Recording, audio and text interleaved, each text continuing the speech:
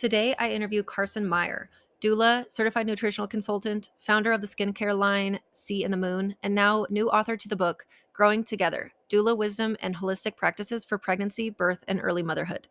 Carson and I discuss the particular challenges that modern mothers face and how women can revolve health or lifestyle goals for themselves around their mothering with a blended approach between early human adaptation mixed with today's current culture.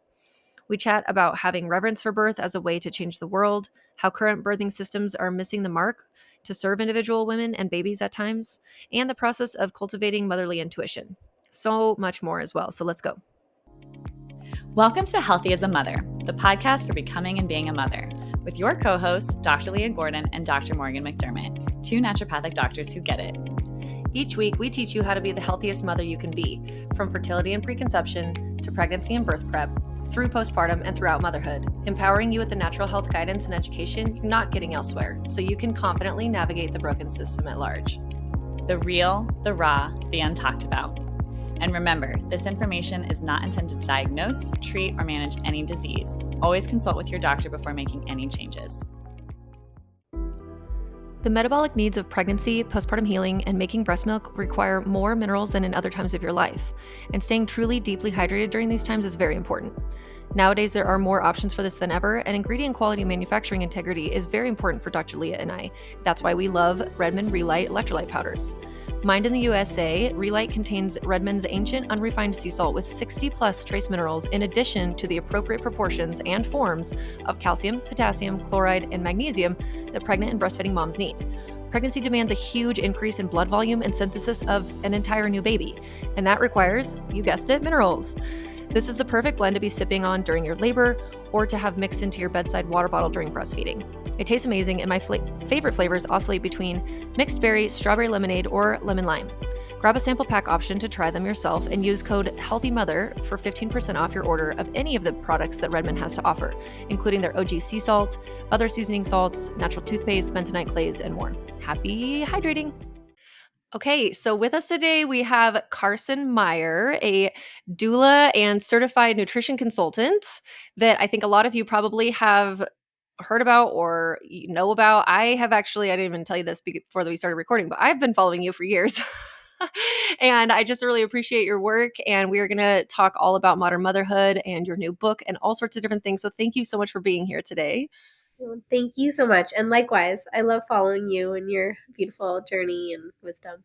Oh, that's sweet. Thank you. So I wanted to read your bio so that everybody knew who you were before we get going. And then we're going to talk about a lot of different things. We are very aligned in our perceptions on birth. And I think that it's really fun to be able to talk with people and different like little niche specialties about these kinds of things. And it really just amplifies the fact that there is issues and how can we, what are our unique solutions to that problem, and your book being one of those. So let me read your bio here. It's Carson Meyer is a doula and certified nutrition consultant who has supported hundreds of women on their path to parenthood.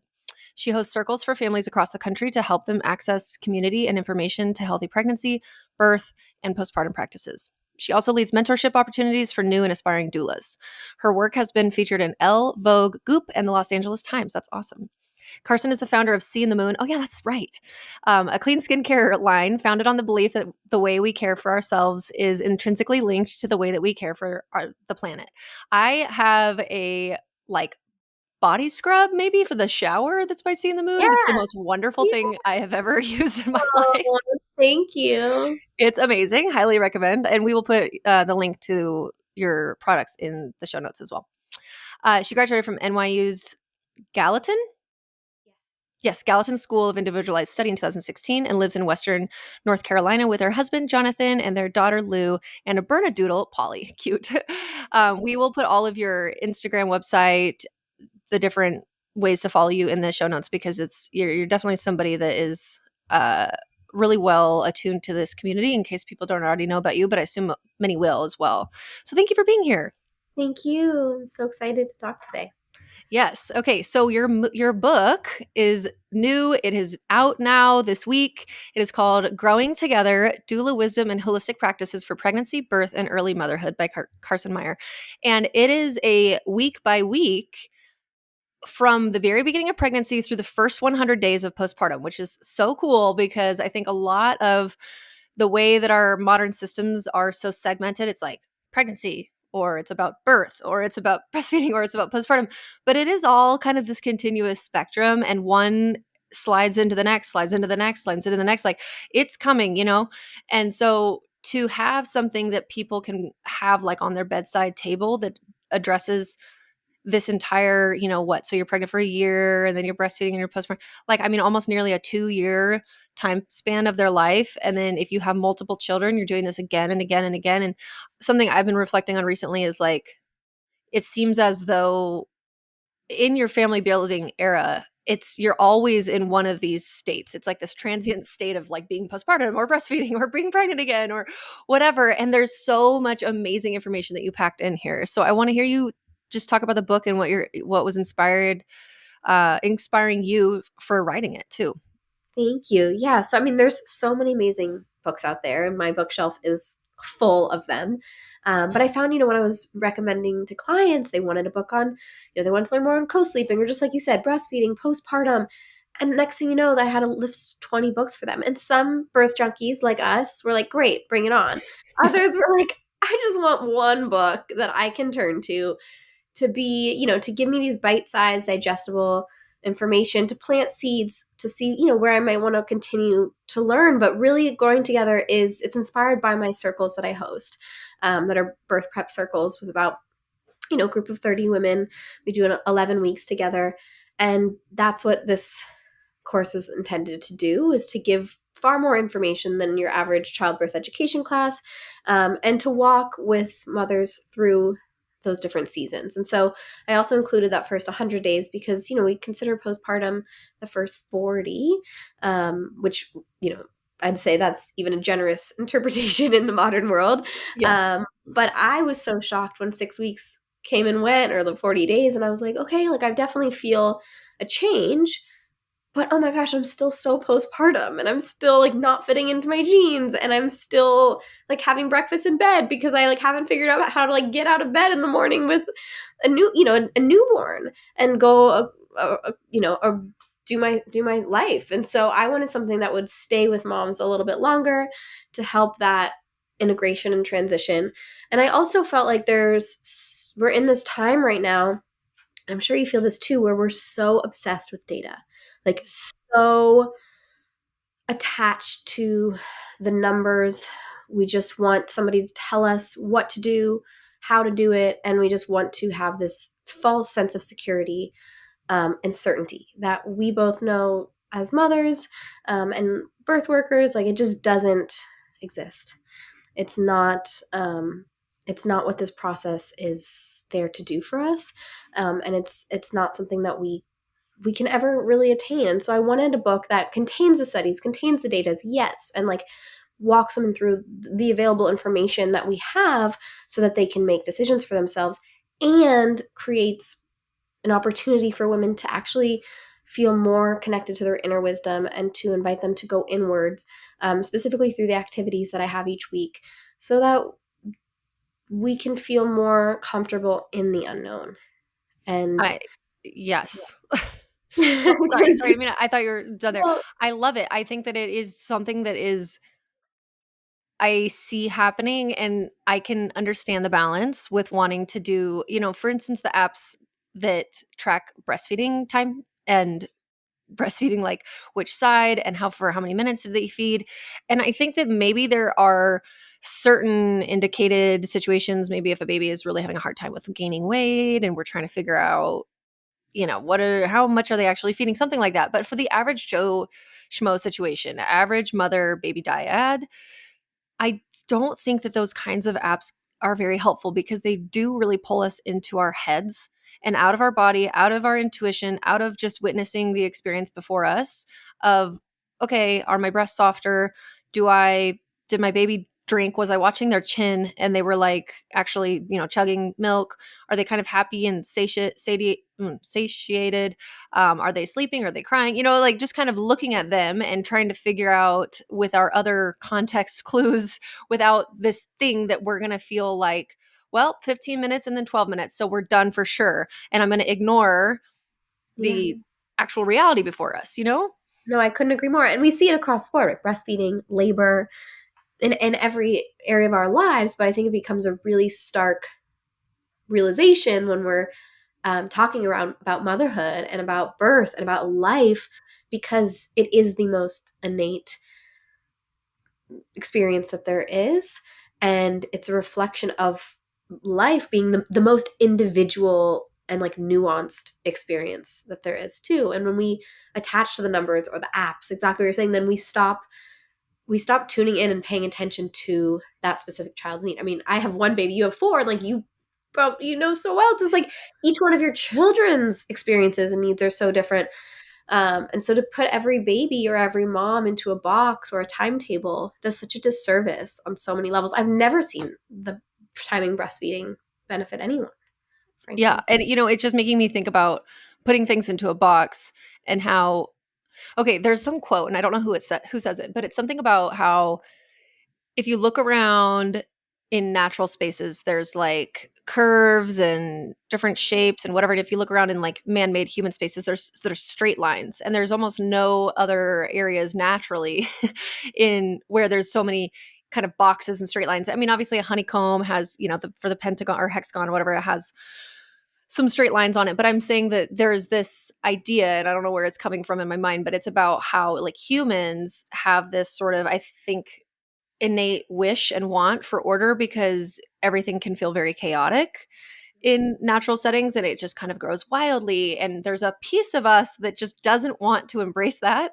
And I think that this is why birth is so hard for our modern societies to just let it happen, because there is no timelines. We don't know when it's going to start. We don't actually know why it starts. We don't know how long it's going to be. We don't know if, yeah, okay, we want to think that if your cervix is chugging along at this particular rate and pattern, that it's going to be, your baby's going to be born at this time. And we want it to be predictable and factory and understandable because we have people on schedules and we have shifts and we have shift changes. And I get it. I know that it is tricky and hard, but also this kind of information, striving to get it, we can see so clearly is not working. It does not actually work. And I think that it did maybe in the very beginning stages when we were trying to like, when we were developing more modern medicine and modern technologies, and it was like, wow, cool, amazing, we're saving people that are dying and et cetera, et cetera. But as we were discussing before we started recording, the pendulum has swung so far, and what we really desperately need is for it to be able to sort of kind of fall back somewhere in the middle and just have these smaller swings. And I think that that's where a lot of the wisdom of, the older grandma midwives or the people who are very steeped in this world can see from their own experiences, like all of your experiences of being a doula and living in this world for such a long time, to see how there is a way that we can use the system when we need, but also fall back on the default of physiology. Yeah. And it's reminded me of something that I always say. I say with each birth I attend, I know less about birth. And that's because, you read a textbook, or go to your doula training, or, you just have this idea in your mind, or maybe you have your own birth experiences, or, you've attended a few and you're like, okay, this is what it looks like. This is how it goes. This is what to expect. And then every single birth challenges that. And that's by design. Like that's how it should be. We should always be keeping that like beginners and open mind, and beyond birth. I think, like, as you mentioned with the medical field too, that the best doctors operate that way too, where they see each patient, each human in their own unique self, like in having a unique human experience. And so, yeah, I think it's so true. Like when we stay in that rigidity, we lose sight of like what we can learn from each new experience. Yeah, absolutely. And it's hard because I think that people they're like, okay, well shoot, how do I gather the information then? And it is unfortunately something that as time has gone on, it's shown us that we need to be more aware, doing our own research, being our own advocates more and more and more, because yes, being a mother is innate. Getting pregnant, unless there's like fertility issues, it's something that we don't have to think about. We don't have to think and will the egg and the sperm to meet each other. We don't have to be thinking, okay, we're at 6.5 weeks development, we're making eyes today. Like it just happens, right? Birth is also something that we are just sort of a bypasser, or not a bypasser, what's it called? Like a passenger on the train of birth and all these different things, right? But modern day motherhood is very different now. And so this is where things like your book can come into play so well, because as you said, it's nugget, bite-sized nugget information chunks that are not overwhelming, but you cover so many different topics though. And if anybody is interested in learning more, wanting to learn more about that, then they can, delve into that one particular topic. But I love that you just the way that you write it, where it's like, okay, week 4 of pregnancy. So first of all, just so everybody knows, the book is broken down into first trimester, second trimester, third trimester, and postpartum. And it's like each week. So week 4, it's not about what's happening in your baby's body at week 4. It's something that you should maybe be starting to think about or ponder, or a little nugget of information, something to research for each of these weeks, like calling in your spirit baby, and like then talking about due dates, stuff that's really relevant to that time period. It's so cool. It's so well done. I don't know how you I'm sure that it was very difficult to figure out what to put where. But for those that are wanting something like this, I've never seen a book like this before. Oh, thank you. Yeah. I love it. I love it. So tell me about your favorite parts of the book, and what do you think are going to be sort of the biggest takeaways for people in reading it now that it's out? Yeah, I'm really excited about the activities, like I mentioned. I think some of these that help bring us closer to ourselves, to our babies, our partner, and to like the spiritual side of birth, whatever that means to you.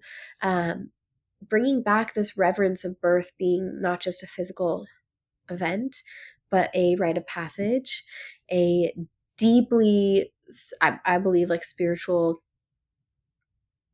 moment in your life and transformation, where there is a death of the old self and a rebirth of a birth of a baby and a rebirth of a mother, and a completely new version of yourself as a mother.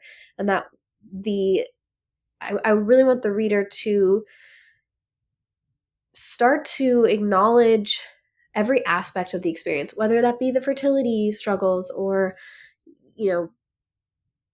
the nausea, or a challenging labor, or breastfeeding challenges, as not these like burdens or problems with ourselves, but like an invitation to do deeper exploration on the emotional components as well. So I'm really excited about that. And again, like somebody might come to it wanting to know how to create a birth plan, and there's a lot of information there, but hopefully they leave with a deeper connection to that innate part of themselves as a mother. I'm really excited. I have some chapters on like ultrasound and circumcision and co-sleeping, which are considered really taboo topics still.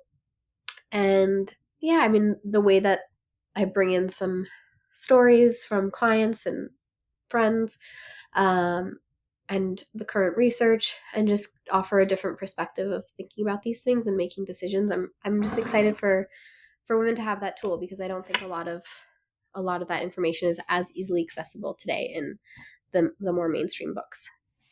Yeah, or it's like it's like information overwhelm, and there's so much, and they don't know where to start to sift through it, and sometimes then you Sorry to interrupt. But no, like go the ahead. data, like sometimes when I get, I'll get like on email lists or there's books, and it's just like when there's just data telling you something's like a yes or a no, it doesn't feel, I don't know, for me, it doesn't feel right to just act based on that data.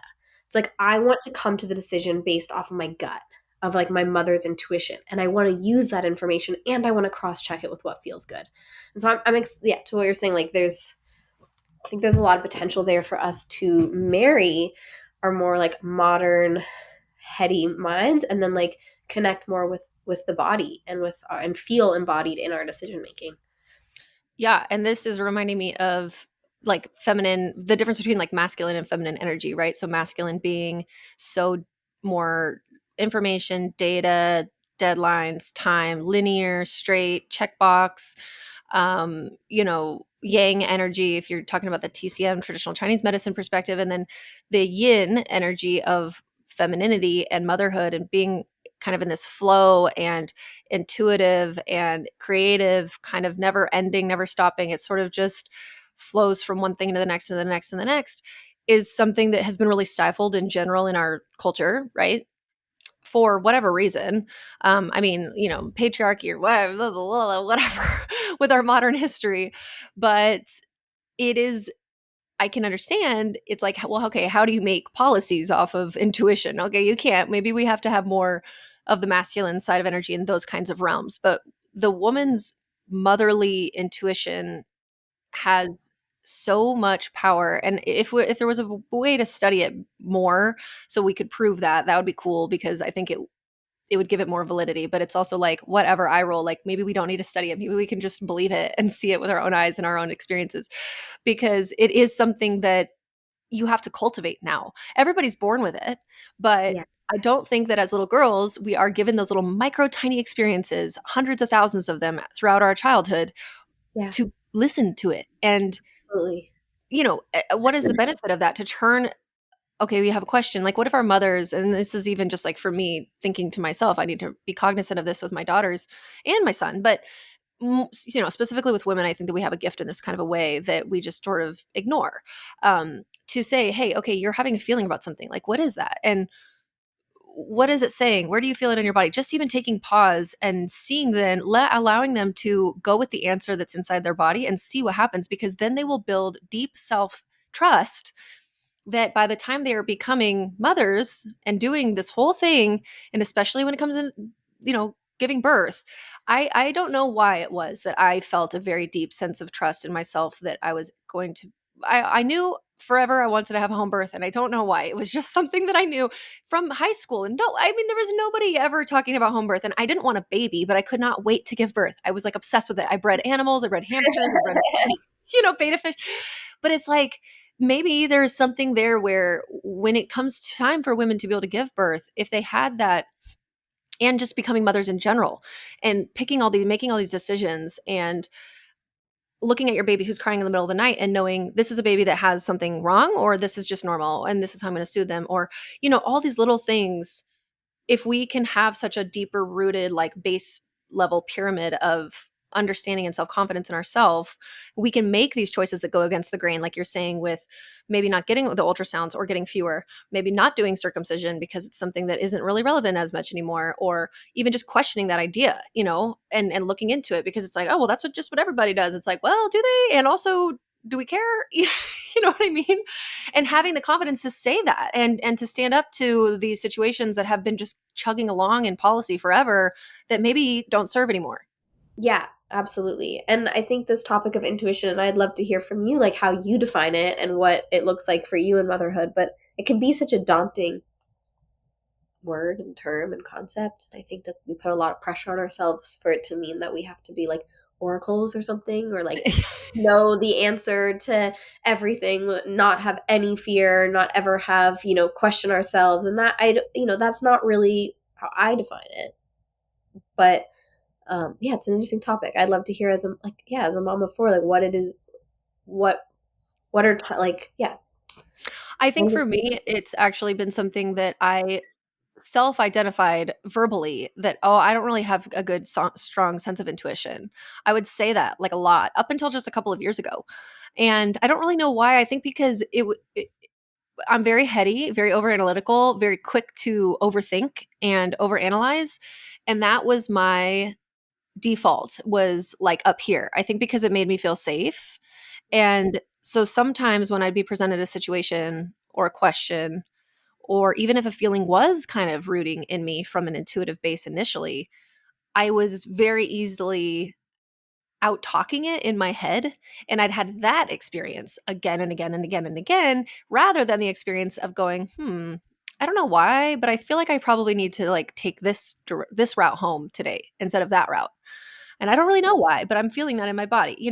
So I literally had to make these. So I am not like the best person to ask, because this has been something I've had to cultivate, or maybe other women are like me. That's why I think you are the best person to ask, because it's like we all have to cultivate it. And Yeah, I feel that way too. It's like we all, for all moms to feel like, I think we all have that same feeling too, right? At times we're like, oh, this isn't my strongest skill, or home birth's not for me because I don't have, that trust, with like air quotes, or intuition. But it does exist with all of us, and we're all on a journey of like just relating to it and connecting to it and like figuring it out.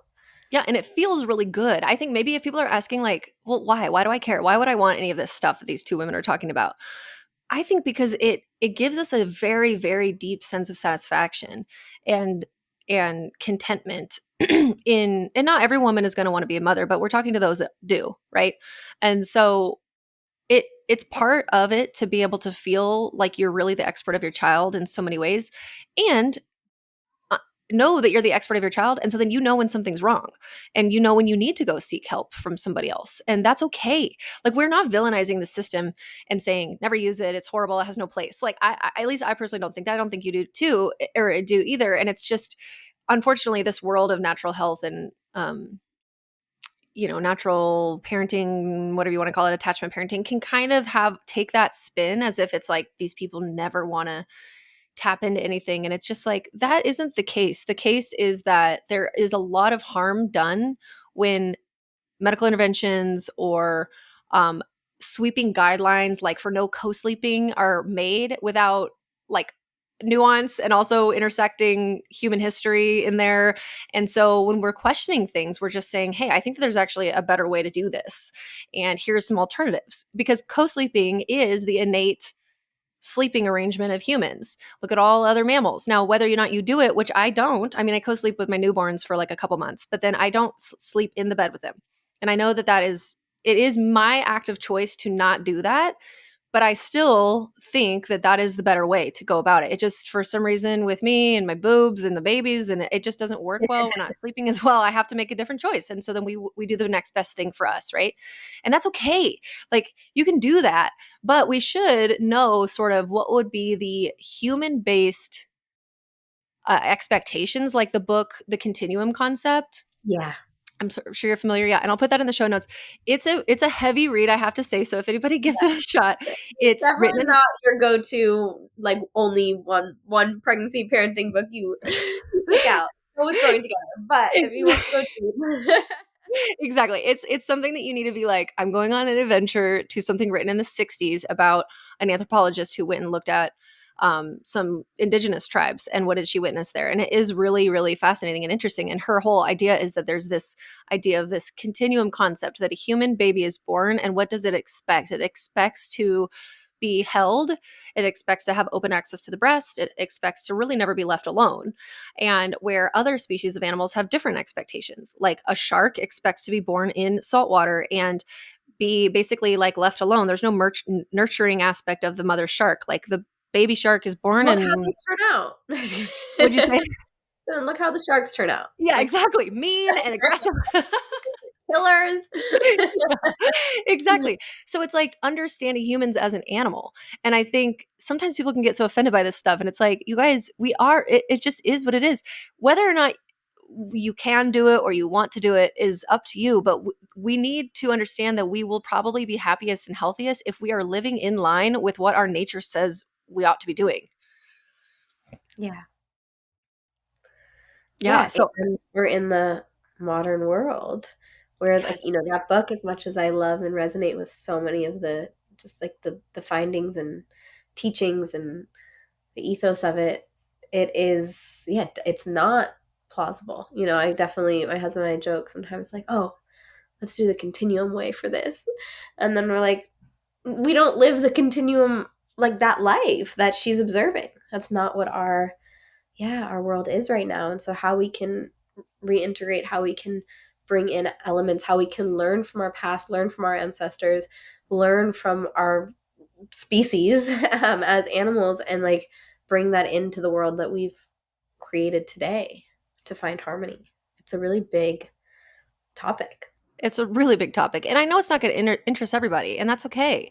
But if you're somebody who's going, wow, this is fascinating, I want to know more, I think that this book would be a really great place for that. There is a lot to unpack here. There's so many rabbit holes that you can take down down all sorts of different paths. And it all kind of leads back to the root of this, what would be happening in the ideal situation from where we came from. But then what is really smart about, the way that you've written this too is, and like what Leah and I on this podcast, our goal is to intersect it with the modern truths and reality, which is like, yeah, we don't have that village. And what is this costing us? And how do we have to make these changes when it comes to sleep, or with our birth challenges that might come up, and then thank God for life saving procedures when they need to happen. And it's okay. It's not trying to be shameful about stuff. It's just we have to have sort of a guiding light of like, maybe this is going to be the goal, and then I'm going to pivot on the game of life like a literal board game as I need to. But people sometimes don't have the enough information so that they feel like they can make those decisions when they're brought to that like fork in the road. And, I think it's both of our goals to give them the information then so that they can make that choice. And And to feel know that really, they have a choice. yes, you have a choice, and to feel confident. Yeah. And that's something that is so, yeah, it's always so surprising to me, like when working with women.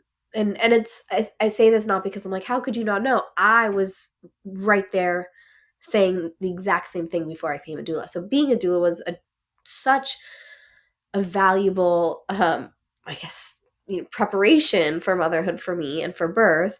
But even the language we use, like I'm not allowed to birth on all Mm-mm. fours, or I can't give birth in the water, right? And I invite my clients to say, it's not that you can't or not allowed, it's maybe that your provider doesn't have the skills to catch a baby on the toilet if you want to be in there, or your provider is not comfortable with that. And so even just simply like shifting that the language so that we're not taking away our own power in and willingness and like understanding of what we're capable of and what's available to us, but more recognizing of like within the context of this birth environment, this would not be available to me because not because of my body, or because of how birth is, but because of what's on offer. Let's take a quick break to hear a word from our sponsors. Did you know that 97% of women in the US take a prenatal supplement, yet 95% plus are still deficient in key nutrients? My favorite prenatal is from a company called Needed because they dose nutrients at levels to not just meet the bare minimum as most prenatals do. They actually use form of nutrients and dosages that allow mama and baby to thrive. Needed actually approached me years ago and asked me if I could help them design the perfect prenatal because they knew that the current prenatals available were not actually helping women. We spent over 3 years diving into the research and understanding what practitioners are seeing and what women actually need at this important season before we formulated this amazingly supportive option. It's no wonder over 4,000 practitioners now recommend Needed, something I am very proud of. If you have followed me for a while, you know that prenatals and optimizing nutrients starts long before pregnancy, so no matter where you are along your fertility or motherhood journey, Needed is the brand I recommend. Head to thisisneeded.com and use code HEALTHYMOTHER to save 20% on your first order. Again, visit thisisneeded.com and use code HEALTHYMOTHER to save 20%. Okay, back to the show. Yes. And then for someone like me, as I'm so very much an information person, so then I remember the first time I was learning that concept and idea. And then it was like, well, why would a woman want to birth maybe in a different position, like on the toilet or on their hands and knees or something? And then when I had the realization and the paradigm shift of going, wait a minute, the birth, the labor and delivery ward in the hospital is not encouraging and supportive of what would be physiologically most in line with a baby being able to twist and navigate the pelvis, which we know is happening, a mother being able to sense her body and her contractions and then her pushing in a different kind of a way, given a different sort of a position. Like, if they're not encouraging of that, what else are they not encouraging of? And why are they not encouraging of that? And I don't think it's because they sit behind on like, their desk at night and they have like malicious intent. I really don't think it is. It's just that we have gotten so stuck in like, this is hospital policy and this is what we do. And when we start to question things, there's a sense of authority over it that it's just best. And it just is what it is. Don't question it. It's sort of like talking to the cops. It's like, it's very nerve wracking when you get pulled over and you're trying to speak to a policeman and you're like, oh, I don't know what's going on. And it can kind of feel that same way in a birth setting, with an OBGYN who isn't supportive of your questions maybe, or the way that their attitude is. And it's just like, okay, but we need to just recognize that this is a problem that's happening. And some OBGYNs are not like that. And you should seek them out. If you want a hospital birth, you can pick somebody different. And you can have somebody who does really deeply believe in the physiological benefit of being able to move in your birth in that kind of a way, and then hire somebody like you, a doula, who really, really gets it and has that experience. And it can feel daunting, overwhelming, exhausting that we have to do all these things, that we have to go to these lengths, we have to do all this research. We can't just kind of like lean back and zone out and allow them to take the reins. Like, no, sorry guys, like we can't do that. It's not working anymore. And I know that you want to think that they have your best interest in mind, and they do in some ways, but there's a lot that we know is also just not being like remembered, I guess. You know what I mean? Yeah. Like, how has that come about for you in all of your experiences? Well, I think it's interesting when we look at the United States like birth outcomes and yeah, what's been fortunately in the news more and more. Not fortunately of what's been shared in the news, but that it's getting more airtime, and that people are starting to recognize and wake up to the state of maternity care in the US. But we have some of the worst birth outcomes in the developed world. I mean, our infant mortality rates, our maternal mortality rates, our cesarean rates. It's not something that we should be proud of, Yeah. right? And we spend the most money on obstetrics in any country, both like as whole and as individuals going into birth, right? The cost of birth is higher for Americans than pretty much anywhere else in the world. But they're not getting what we're paying for, right? And we have access to technology, we have access to every medical advancement known to man. But why is birth still so dangerous in the U.S.? And why are the rates of trauma and so high, and the reports of maternal dissatisfaction so high?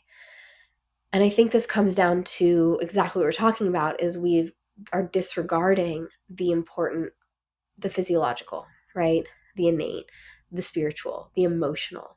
And that when we bring that together and marry it in a healthy and balanced way with the modern, that's how we have safer birth, right? But that would require listening to women, honoring their individual needs, seeing each woman and each baby as their own, right? Not just as a blanket data risk factor. To really, when you mentioned like you can find an OB who recognizes the benefits of physiological birth and has that understanding. And it, like, if you don't know about physiological birth, it sounds like maybe like, oh, that's woo woo. How would I find that? You're like, no, this is science. Like, this is biology. This is the brilliant design of the body. And because we're trying to override it, we're creating more complications, right? And so instead of these interventions being used as a tool to help in the small percent of births or high risk pregnancies, or births that need emergency care, we're offering it or suggesting it, recommending it, not we, but the system, to every healthy birthing woman. And of course, there's going to be increased risk of complications as a result, right? And so as simple as moving around in labor, like, if you don't know about birth, it sounds perhaps like, why would I care, right? In the movies, they just sit there and they relax and they, have an epidural. But why would it matter? But it shouldn't be something that only a doula would recognize the benefit of, right?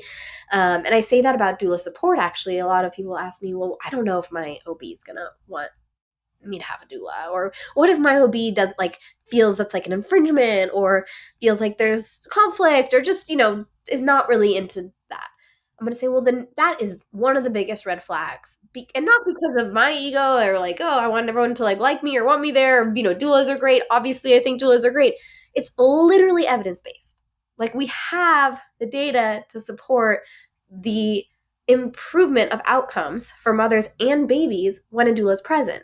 So, we want a doctor who's up to date on research and can see, oh, wow, this doula being there to support my client, my patient, is going to actually make this birth safer, A. And B, we want an OB who recognizes your emotional needs and your comfort and your feeling of safety and support as a crucial part of birth safety, right? And health. And that's because our experiences matter, and we're not just physical beings, but we're emotional ones. And, we don't have to get all into that, but our emotions obviously manifest in the physical as well. But also because of oxytocin and what we know about that. And like oxytocin, I always say, is like the most profound connection between like what your doctor believes about birth and what your doula believes about birth, right? Because your doctor knows that oxytocin is so important that there is a drug that's the most widely used drug in the US, in pregnancy, which is Pitocin, to augment labor. And that is synthetic oxytocin. It literally says on the label oxytocin, but it's something that our bodies are just creating on their own. And it's the love hormone, right? So feeling safe, feeling seen, having the music you like, having your partner cuddling you, being in an environment where you feel safe, minimizing those fears and that pressure in the birth space, the candles, all of it. Like that's just not for a photo op.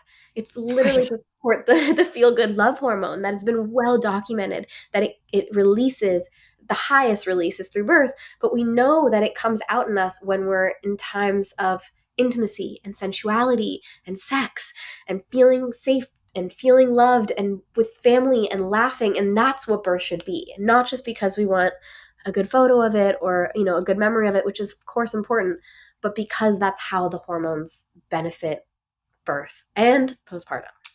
Sorry for so long. Yes. Exactly.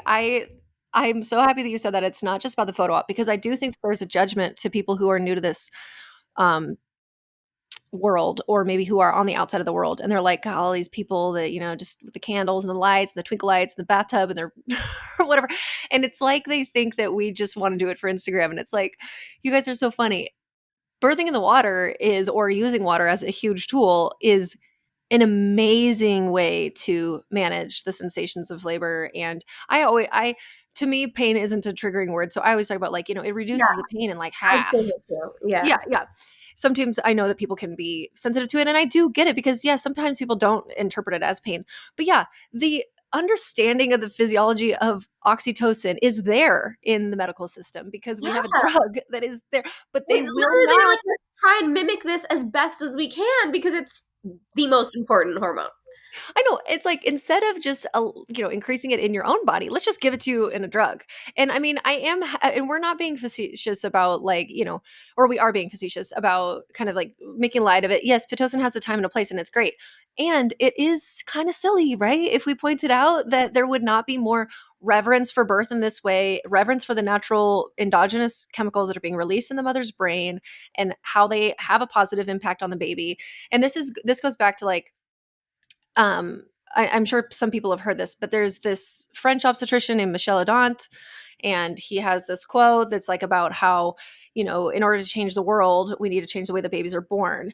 And it feels like, well, why? And I think I'm happy. So okay, we have to like zoom in 10,000, or zoom out 10,000 feet, and then zoom in, and then kind of like keep going in and out and in and out, because I think that something that isn't really called out enough of people who are obsessed with birth, like you and me, is, yeah, obviously we think birth is cool. We love babies, we love pregnancy, we love women, we love empowerment, we love this rite of passage, we love people to feel really happy, we love to see it all work out the way we want, etc.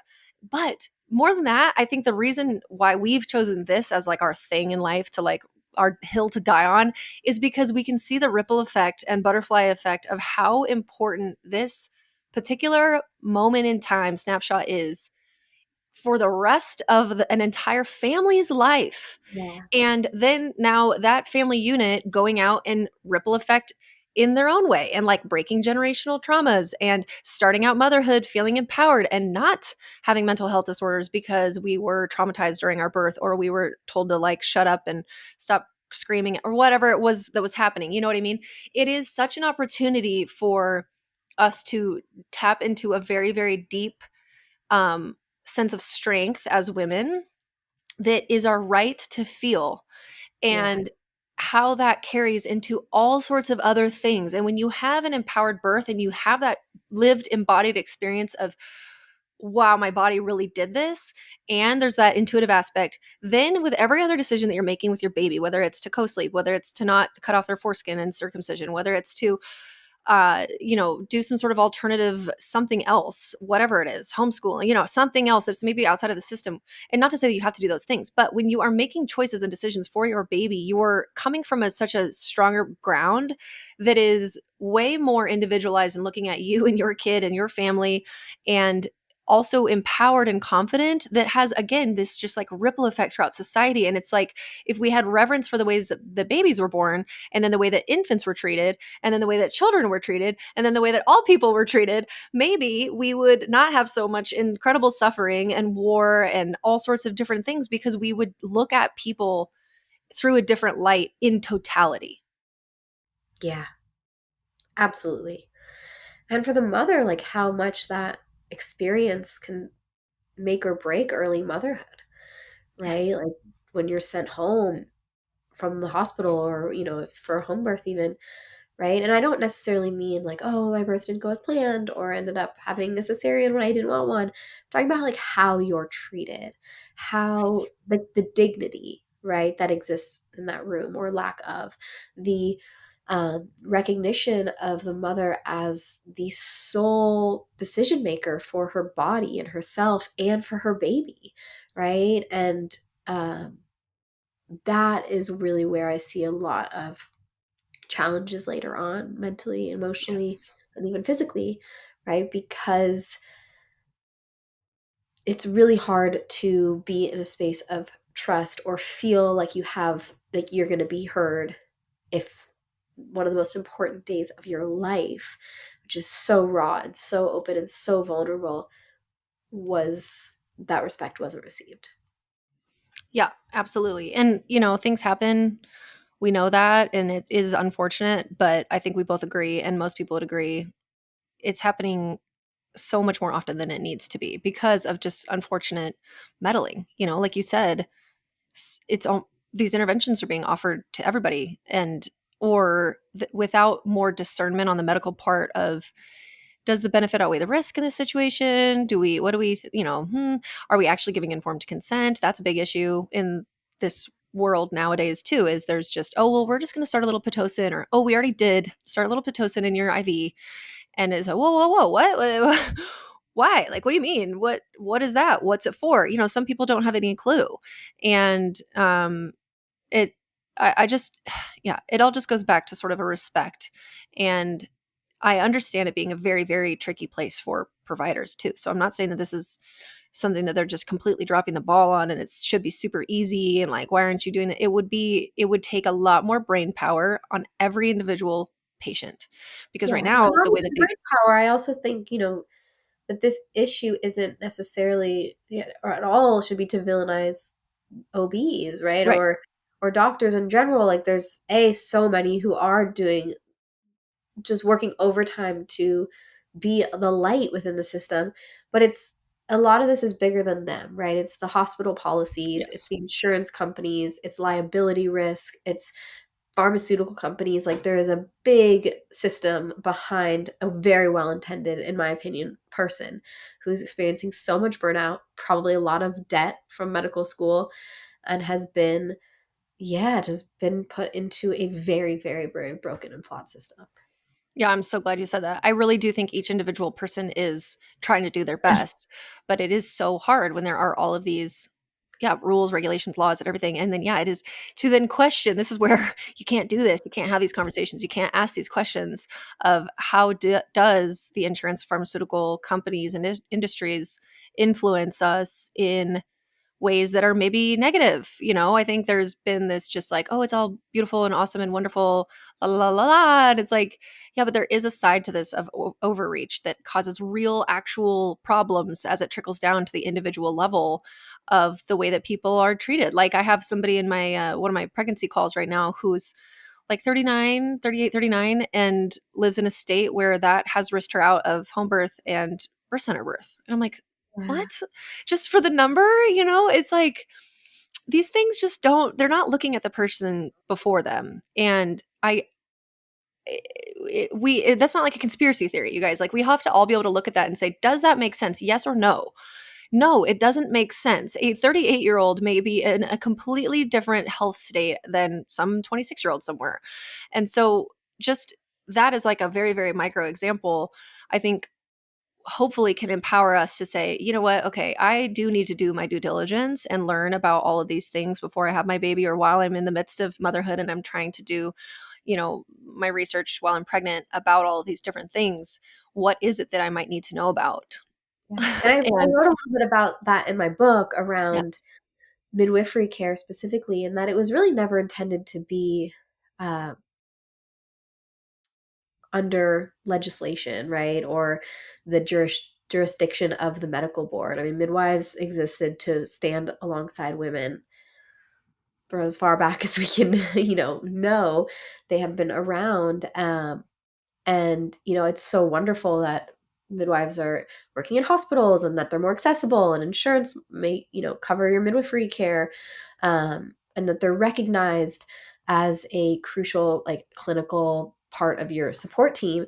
But with that comes the downside, right, of regulation that is not always in service to what's best for that mother, and that relationship is a sacred relationship where the midwife should be able to come with her boundaries and her uh, risks she's willing to take as a Yep. midwife, what she's comfortable with, and then the mother, being the person with everything that's at stake, herself and her baby, should be the only person that, aside from the midwife, who of course has her own um, personal kind of scope.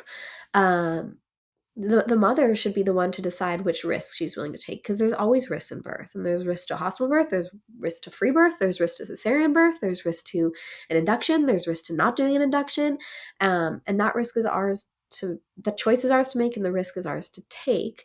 And yeah, I really believe that the regulation of midwifery care comes with a lot of complexities.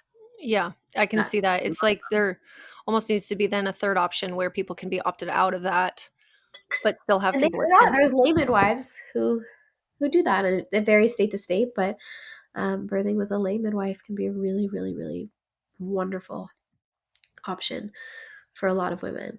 Yeah. Yeah, amazing experience for them. I think I'm glad that you said that there is risk and everything, but often it's touted, like, let's just say something goes wrong during a birth. It's often touted as like, oh, well, we did everything we could, and in certain settings. But then if it's like something bad happens, a catastrophic tragedy at a home birth setting, then it's all the blame is, well, you were at home, and you know what I mean? And it's just this kind of double standard of looking at things, and nobody has a crystal ball, nobody can prove it. But I think it doesn't serve anybody to only ever look at one side of these risks. You see what I'm saying? Like, we need to be able to, and again, I think all it just comes back to physiology, and how physiology is intersected with our modern lives, which is different now, where we have a lot of sedentary lives, unhealthy food. We are not as healthy as we have been. And so that does have the potential to change the way that things are going to be going for birth in the future. Yeah. But when we think about, as you were saying, risks and how things are perceived, and even we're talking about insurance and policy, a lot of people don't know this, but if a doctor or midwife, right, but specifically a doctor within a hospital, they're more likely to get into legal trouble if they wait and see, right, Mhm. or don't act quickly with intervention, which is what many women are wanting, right, is to not have unnecessary intervention. If the doctor does a C-section and does every possible intervention, every medication, everything, does a C-section, and it ends in the worst case scenario, they're far more protected because they did all of the things, even if it was the cesarean that led to the issue, right? Um, and that is the core of the problem, right? Is like, how do things hold up in court? And doing everything, as you said, is what holds up better. But sometimes the major abdominal surgery itself can be the highest risk option for the mother. It's just sad because it's like, how could you even, I can't even think of a solution to that. Like, how would you prove, or, I mean, I guess we just can't. We just have to have an understanding that that is the way that it is, and that for certain cases, it's a good thing that that's the way that it is. But we can't be naive to think that it's going to serve the majority, unfortunately. Carson, thank you so much for everything that you have done with writing this book. It's 304 pages. I just looked at the stats of it. That's a lot. It is. And It's also I want to say that, oh, go go ahead. ahead. 333, which was Oh, totally by accident. And then there's the, oh, acknowledgement and stuff. 333. Okay. Oh, I love that. That's a beautiful. I know that was an accident, but one that felt very special. Yeah, very special, very divine. And I just wanted to note too about the 100 days postpartum is like getting through that entire fourth trimester, which is the first 3 months of birth or post-birth. But it's like, because the baby is, if we're born early or what, a 0 to 3 month old baby is going to need a lot of a different one-on-one holding attention. And I think that it's really cool. Also, a lot of traditional cultures have kind of ceremonies around 100 days after birth for their babies. And so it's just like a cool number. It's an amazing opportunity for people to be able to have a resource sitting on their bedside table that has all of this information in it that you can kind of like swim through, and you can skip ahead and you're still like interested in learning. And it's not, because it's not going through week by week of the development of the baby. And I know I said that earlier, but I just don't want anybody to be confused. It's week by week based on like things you should be thinking about outside of what you might have ever heard about babies and birth and raising kids before. It's so cool. There's recipes, there's activities and little meditations and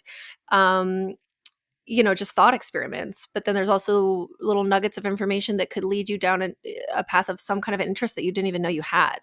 So I really, really love it. And I'm super excited for our listeners to go out and get it. And it is available now. It just released yesterday, March 25th. So it's called Growing Together, Doula Wisdom and Holistic Practices for Pregnancy, Birth, and Early Motherhood. Thank you so much. Thank you, Carson. Are you pregnant or trying to conceive and looking for reliable, engaging education around how to have a healthy pregnancy and prepare for the future aspects of motherhood to come, like birth, breastfeeding, and postpartum? Well, then look, I've got you. This is exactly the education that you'll receive with my 6-week pregnancy call. You get access to my most comprehensive resource of everything I wish women knew before heading into motherhood. It's simultaneously a pregnancy health course, birth prep series, breastfeeding 101 course, and postpartum planning class all in one. And now it's available not only during our live rounds, where you get tons of one-on-one support from me and a small group of like-minded women, but also in a lessons-only format. The lessons-only version of this course is just that. It's all of the content, but it's without the Q&A calls and without the group chat. This version is available on my website at all times too. So log on to www.milkmedicine.com/lessonsonly to check it out, or you can go to the show notes for the link. I hope that you'll enjoy it. Thanks for listening to this episode of the Healthy as a Mother podcast. In order for others to hear this information, please leave a review with Apple Podcasts, subscribe, and send to a friend who could benefit from this content. We're so excited to share more on becoming and being a mother next time. And please remember that the ideas and views of this podcast are for informational purposes only and are not intended to serve as a substitute for medical care of any kind, including the diagnosis or treatment of any illness or disease. Consult with your provider before integrating this information into your own care plan. And remember, a healthier future starts now, and it starts with you.